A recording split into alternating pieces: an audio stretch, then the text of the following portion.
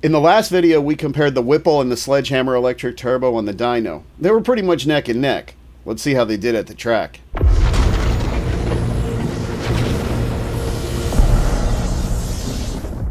Before we jump right into this, there's one final thought I wanted to put in your mind about the performance on the dyno with the Whipple and the Sledgehammer electric turbo. Yes, the Whipple did make a lot more boost to make basically the same power, but it had to.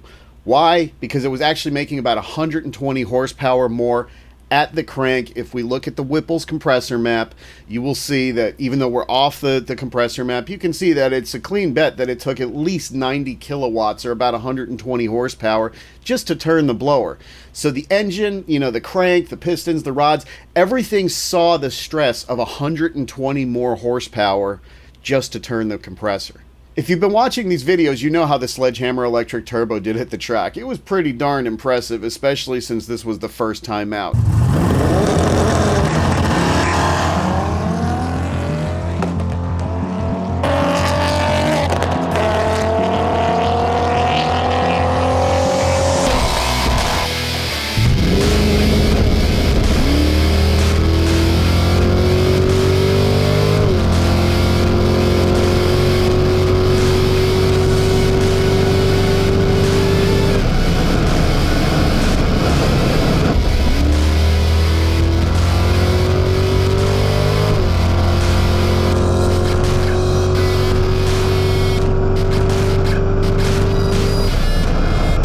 Considering that it had a damaged sprag, which prevented the stator from doing what it's supposed to do and multiplying torque, I mean, the thing left pretty darn hard.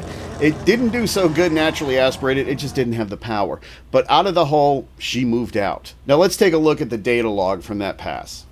You can see we had a peak boost of 7.7 psi. That happened right on the leave, somewhere right in this area, right about there as a matter of fact. So 7.7 psi.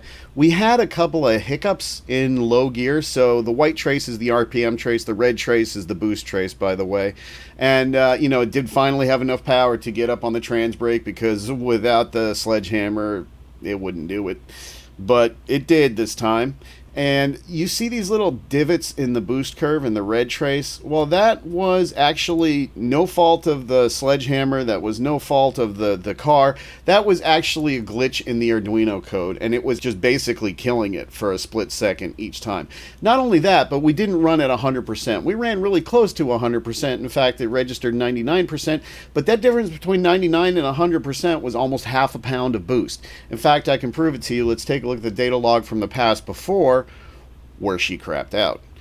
So this is the pass before. Here you can tell we're on the trans brake. This is the release of the trans brake, and you see the RPM, and then this is the low to high gear shift. The shift was successful, and then right after that, it shut off. But let's take a look. Before we had a peak of 7.7 psi. This time, the peak was 8.1 psi. So that difference of 1% on the controller is not insignificant. You're talking about the equivalent of about 10 or 12 rear wheel horsepower. That's significant. That's enough to show up on a time slip. Considering it had a broken sprag, considering the air density according to the Draggy info was like 1,814 feet, but according to Drag Times DA calculator, which of course Drag Times is now a YouTube channel, but I've been using their DA calculator forever. If you haven't, check it out. Go to dragtimes.com. It's there. It's eminently useful. Like, you can go back years and pull up a track, and it covers the USA and Canada and possibly some other places. But according to Drag Times DA, it was 2,000 feet.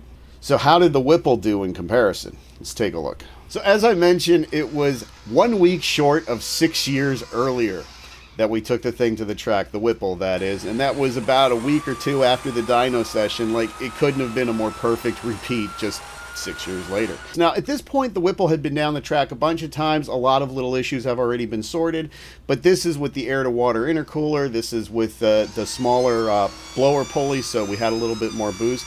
Basically, this was the first track test, but it was dialed in. So that day I did 4 passes. Now with a conventional supercharger or turbo, you simply don't have the luxury of just shutting it off and seeing how it does naturally aspirate and getting a baseline pass. I mean, with the Whipple, it'd be a bit of a project. With a centrifugal, you'd have to take the belt off and take the tube off. It's not nearly as easy as it is with the electric turbo. And with a conventional turbo, forget it. It's not happening at the track.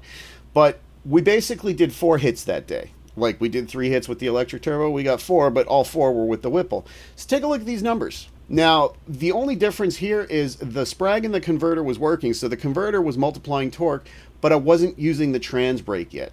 The trans brake will not have an effect on mile an hour. It will have an effect on ET, though, because it can hit the tires much harder coming out of the hole. But mile an hour is indicative of power. ET, not so much. I mean, you could fry your way through the 60-foot clocks and still put up more or less the same mile an hour. Anyway, look at these numbers. So, you know, a 10.6 at just shy of 131, a 10.57 at just over 131. Then we have this little anomaly here on our third pass where we hit 133.46 and a 10.488, which was the quickest and fastest pass of the day. And then we back that up with going back to where we were before with a 10.496, almost a 10.5 at 131.7. So the difference in DA here was pretty significant, by the way. This was right around 1,000 feet, just over 1,000 feet. So it was, and that's from the drag times DA calculator, by the way, because they didn't have the draggy 6 years ago. Comparing source for source, the density altitude was about half of what it was when we tested the electric turbo. This is the data log of the fastest Whipple pass. This was the 10.4 and change at 133 miles an hour. So you can see that if we take a look at the average along the pass, you're talking about an average boost of 14 psi. Again, let's go back. Let's just pop back to the electric turbo real quick and look at the average boost. You're looking at an average boost of 6.3 psi. So 6.3 psi versus 14 psi. That's pretty significant. That's a huge difference in efficiency. And keep in mind, the Whipple has charge cooling at this point. So the Whipple's running an air-to-water intercooler on top of all the other supposed advantages that it has. You know, more boost, which should be a lot more power, more than twice the boost. I mean, for crying out loud, this is a huge, huge difference. And, you know, it still pulled pretty smooth. It was a good pass. It was a good run. And the air density was, you know, 1,000 feet less. So this had every advantage on Earth and should have completely decimated it, especially considering that it pulled 12 rear wheel horsepower more on the dyno. But it didn't. Again, the only real significant difference from a drag racing perspective was I wasn't launching off the trans brake, so it was a foot brake. So if we go back to the time slips real quick and look at the 60 foot on the best pass, it was a pretty weak 167, almost 168. That's pretty slow. You know, again, this is pre-trans brake. And with the electric turbo, we had a 60 foot of 151. Because the electric turbo makes its peak boost actually at low RPM, it's going to leave like, well, a sledgehammer. That's why I called it that. I had a feeling it would work out that way, and there it is. It sure did.